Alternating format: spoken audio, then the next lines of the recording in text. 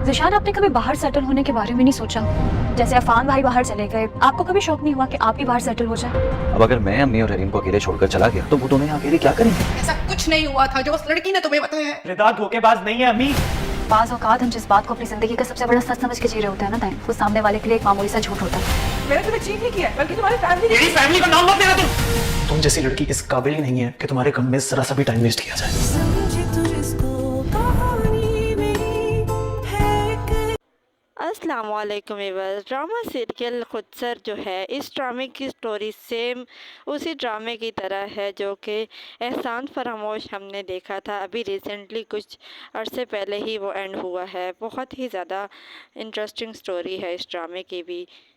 यहाँ पर शाज़मा ने भी अपने हस्बैंड का वैसे ही जीना हराम किया हुआ है जैसे फलक ने अपने शोहर का जीना हराम किया हुआ था।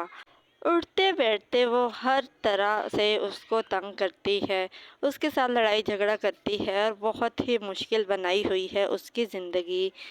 आने वाले एपिसोड्स में आपको दिखाया जाएगा कि शाज़मा जो है वो अफ़ान और इसकी वाइफ के बाहर जाने की वजह से करके भी काफ़ी ज़्यादा डिस्टर्ब है। उसको बहुत ज़्यादा जेलसी है कि वो लोग तो बाहर सेटल हो रहे हैं, हमें भी हो जाना चाहिए। अब वो ज़ीशान को इस वजह से तंग करेगी और उसे कहेगी कि हमें भी बाहर सेटल होना चाहिए। आने वाले एपिसोड में आपको दिखाया जाएगा कि ये शाज़मा जो है ये ज़ीशान से कहेगी कि ज़ीशान, आपका दिल नहीं करता जिस तरह अफ़ान भाई अपनी फैमिली को लेकर बाहर शिफ्ट हो गए हैं, आप भी बाहर सेटल हो जाएं। जिस पर ज़ीशान जो है वो उसको जवाब देकर कहेगा कि मैं हरीम और अम्मी को कैसे छोड़ सकता हूँ। ज़ीशान की बात सुनते ही शाज़मा को काफ़ी ज़्यादा गुस्सा आ जाएगा और अब हो सकता है कि ये शाज़मा जो है ये हरीम के पीछे पड़ जाए, अब उसका ये इमेज ख़राब कर देगी। ज़ीशान जो है वो शाज़मा से नाराज़ होकर उससे लड़ झगड़ कर कमरे से बाहर आ जाएगा। इधर शाज़मा की अम्मी ने अपनी बेटी की पढ़ाई हुई पट्टियों में आकर अपने इकलौते बेटे की ज़िंदगी ख़राब कर दी है, लेकिन इसे ये अंदाज़ा नहीं है कि जब इसके बेटे के सामने इसकी सच्चाई खुलेगी तो इसका बेटा इससे बहुत ज़्यादा दूर चला जाएगा।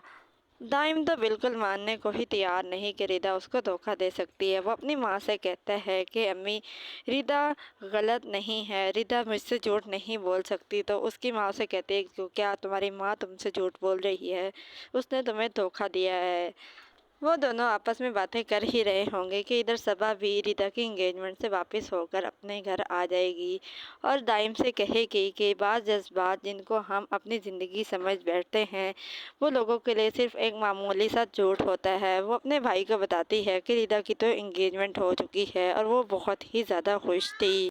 सबा की बात सुनते ही दाइम को कुछ न कुछ यकीन हो जाता है क्योंकि वो सबा पर ट्रस्ट करता है और उसकी बात सुनते ही वो तो हक्का बक्का रह जाता है कि रिदा मेरे साथ ऐसा कैसे कर सकती है, और वो गुस्से में अपने कमरे में चला जाएगा।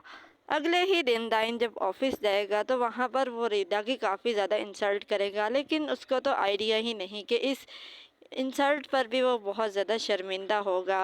वो अपनी ज़िंदगी से खेल रहा है सिर्फ अपनी माँ और बहनों के कहने में आकर।